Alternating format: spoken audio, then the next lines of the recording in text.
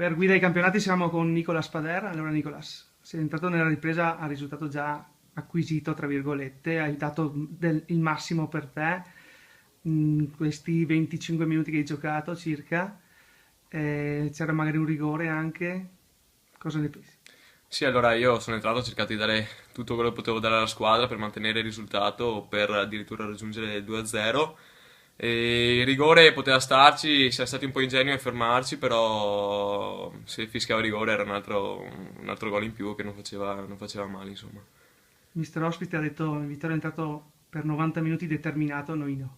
Sì, siamo partiti subito bene e devo dire che abbiamo messo subito sotto l'avversario, loro non hanno giocato ad alto ritmo e noi siamo riusciti, per merito nostro e demerito loro, a tenerli lontani dall'area e lontani dalla porta.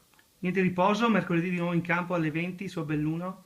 Sì, ricominciamo subito con gli allenamenti. Mercoledì è un'altra possibilità per sfuggire ai play-out e andremo lassù a far guerra e a giocarcela. In bocca al lupo Nicolas e Crepi, grazie. grazie. Grande soddisfazione allora. Sì, sì, grande soddisfazione, felicissimo per questo gol che ci ha consentito di fare questi 3 punti importantissimi. Sei in splendida forma, lo confermano le ultime 4-5 partite. Da quando sei tornato dall'esperienza nazionale hai proprio cambiato marcia, ma ti senti diverso da prima o no? Sì, sì, mi sento fisicamente meglio e sto dando il mio contributo alla squadra per la conquista di più punti possibili. E sì, mi sento bene e spero di continuare così. Ascolta, secondo te cos'è che manca a questo Vittorio per giocare tutte le partite come oggi? Ma bisogna avere tanta fame e tanta voglia di lottare su ogni palla fino alla morte, non mollare nulla e cercare di mettercela tutta.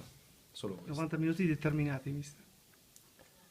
Sì, sono contento da sempre perché siamo stati giusti sempre e secondo me non avevamo concesso un tiro dal limite, quello che ha parato non al Sì, secondo sì, tempo, sì, sì, sì. altrimenti mi sembra, adesso non so perché vero, la vero. tensione alla partita mi porta magari a non... Il tiro però- in porta, parato centrale dato no. Sì, Sì, è l'unica quello basta, l'altro occasione, lo insomma, fa forte. così, Sì, sì, sì, sì, qualche sì. mischia su qualche calcio d'angolo, però insomma, secondo me avevamo proprio concesso pochissimo, una squadra che aveva davanti tre buoni elementi, insomma, Sì, molto questo veloce, sì. sì.